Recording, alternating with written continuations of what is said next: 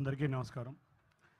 వేదికలు అలంకరించిన పెద్దలు, గౌరవనీయులు, మా అందరికీ గురువు సమానంతో మన ముఖ్యమంత్రి నారా చంద్రబాబు నాయుడు గారికి, వేదికను అలంకరించిన అందరి మంత్రులకి, అంతేకాకుండా మార్గదర్శకులకి, జిల్లా అడ్మినిస్ట్రేషన్కి అందరికీ పేరు పేరున నా నమస్కారాలు. ఇవాళ గౌరవ బాబు జగజీవన్ రామ్ గారి జయంతి సందర్భంగా ఎక్కడైతే ఎస్సీ సామాజిక వర్గం, వెనుకబడిన సామాజిక వర్గం ఎక్కువగా నివసించే నందిగామ నియోజకవర్గంలో ప్రజావేదిక పెట్టి ఆయనకి ఘనంగా నివాళులు అర్పిస్తానికి ఇక్కడికి వచ్చిన ముఖ్యమంత్రి గారికి మరొక్కసారి నమస్కరిస్తున్నాను. ఇవాళ మనం చూస్తే బాబు జగజీవన్ రామ్ గారు కానీ, అంబేద్కర్ గారు కానీ, వారిని అనుసరించి వారి బాటలోనే తెలుగుదేశం పార్టీ చంద్రబాబు గారి నాయకత్వంలో ఇటువంటి ఎంతోమంది మహనీయుల బాటలో తెలుగుదేశం పార్టీ నడుస్తుంది. ఎందుకంటే మనమే చూసాం, దేశంలో అత్యున్నత పదవైన లోక్సభ స్పీకర్ బాలయోగ్ గారికి ఇచ్చారు. ఇక్కడ వేదిక మీద ఉన్న హోమ్ మినిస్టర్ గారు కానీ, బాల వీరాంజనేయ స్వామి గారు కానీ అందరూ కూడా వెనుకబడిన అంటే ఎస్సీ సామాజిక వర్గం నుంచి వచ్చిన వాళ్ళని ఎక్కడ మంచి పదవుల్లో కూర్చోబెట్టడం, సామాజిక న్యాయం చేయటం అనేది చంద్రబాబు నాయుడు గారికి చెల్లుబాటు అవుతుంది. అది తెలుగుదేశం పార్టీ ఒక్కరి వల్లే అయ్యే. అంతేకాకుండా సార్, మీరు విజన్ 2020 అంటే మేమందరం కూడా ఎక్కడో ఈసారి ఏదో చెప్తున్నారు విజన్ 2020 అని, మేము ఆ రోజు యువకుల కింద వచ్చాం. నిజంగా ఆ విజన్ 2020 ఫలాలు అనుభవించిన వాళ్ళం నేను కూడా ఒకడిని.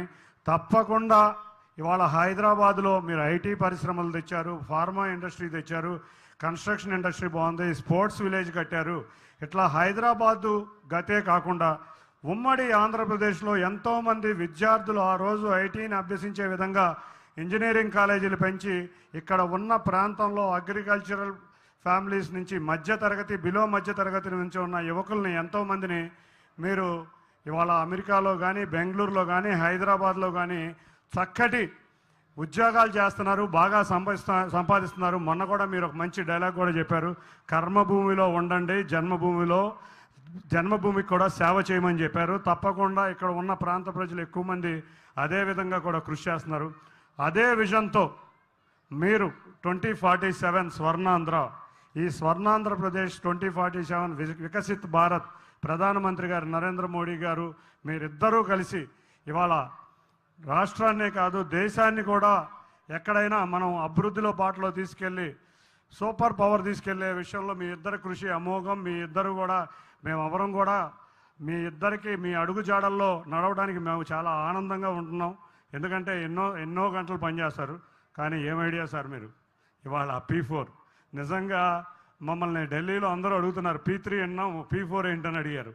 P4 అంటే ఇవాళ మేము ఢిల్లీలో కూర్చుని అందరికీ చెప్పేది ఏంటంటే 20% వెనుకబడి, ఆర్థికంగా బాగా వెనుకబడి ఉన్న వర్గాల వారిని సంపన్న వర్గాలతో మ్యాప్ చేసి ఇవాళ ప్రైవేట్ పార్ట్నర్షిప్పే కాకుండా పీపుల్స్ పార్ట్నర్షిప్తో కూడా మా ముఖ్యమంత్రి గారు ఒక వేదిక చేశారు. తప్పకుండా ఎవరైతే సంపాదించారో సమాజానికి ఆ రోజు అంబేద్కర్ గారు ఒకటే మాట చెప్పారు, పే బ్యాక్ సొసైటీ.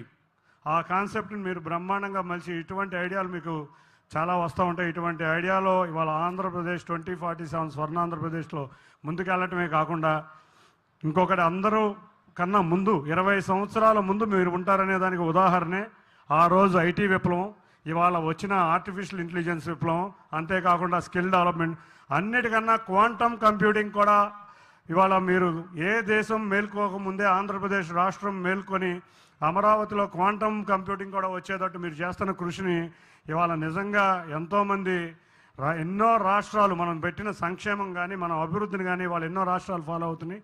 అట్లాగే మీరు చేసిన ఇటువంటి విప్లవాలు కూడా ఎన్నో రాష్ట్రాలు ఫాలో అవుతున్నాయి. తప్పకుండా మీరు రాష్ట్రానికే కాదు దేశానికి మార్గదర్శకులైన 4-5 నాయకుల్లో ఒకళ్ళు మీరు. అటువంటి నాయకుడికి మేమందరం, అంటే తెలుగుదేశం నాయకులు కార్యకర్తలే కాదు ఆంధ్రప్రదేశ్ ప్రజానీకం అందరం కూడా మీ వారసులుగా ఉండటానికి మేము గర్వంగా ఫీల్ అవుతాం. అన్నిటికన్నా ముఖ్యంగా మీరు అధికారంలోకి రాగానే మనం ఎన్నో సంక్షేమ పథకాలు ఇచ్చాం, అభివృద్ధి అంటున్నాం. అన్నిటికన్నా ముఖ్యంగా 20 లక్షల ఉద్యోగాలు ఇచ్చి యువకుల్ని ఆత్మవిశ్వాసం నుంచి తమ కాళ్ళ మీద తాము నిలబెట్టడమే కాకుండా ఎన్ ఎంటర్ప్రనర్ ఇన్ ఏ ఫ్యామిలీ అనే నినాదంతో మీరు తీసుకున్న నినాదం ఇవాళ ఒక విప్లవాత్మకమైన నినాదం. అది ఆంధ్రప్రదేశ్ గతిని మార్చబోయే నినాదం. తప్పకుండా మీ ఆశీర్వచనాలు, మీ యొక్క గైడెన్స్ వల్ల ఆంధ్రప్రదేశ్ రాబోయే కాలంలో 2047 కాదు 2035కే అగ్రగామి రాష్ట్రంగా వెలుగొందుతుందని మా అందరి కూడా మాకు ఆలోచన. అంతేకాకుండా ఇవాళ మొన్నటిదాకా అమరావతి, పోలవరం, ఇవాళ గోదావరి, బనకచెర్ల, ఇవాళ రాయలసీమని హార్టికల్చర్ హబ్గా చేయాలనే మీ ఆలోచనలు చూస్తుంటే ఇటువంటి ఆలోచనలతో పాటు ఈ P4 ఈ స్వర్ణాంధ్రప్రదేశ్ ఆలోచనలతో ఆంధ్రప్రదేశ్ రాష్ట్రానికి ఏమీ డోకా లేదు. ఎందుకంటే ఆంధ్రప్రదేశ్ రాష్ట్రానికి ఏ బ్రాండ్ లేకపోయినా బ్రాండ్ CBN అని ఉందని గర్వంగా చెప్పుకుంటాం సార్.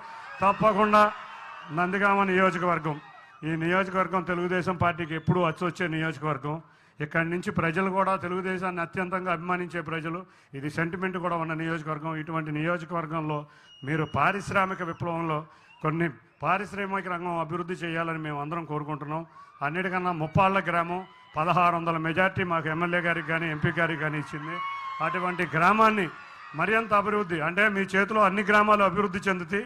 తప్పకుండా ముప్పాళ్ళ గ్రామం మరింత ముందుకు నందిగామ నియోజకవర్గం వెళ్తుందని తెలియజేసుకుంటూ ఈ అవకాశం ఇచ్చిన పెద్దలందరికీ పేరు పేరున ధన్యవాదాలు తెలుపుకుంటూ జై చంద్రబాబు నాయుడు గారు. Thank you. Thank you sir. Sir తమరు ఇచ్చిన స్ఫూర్తితో ఈ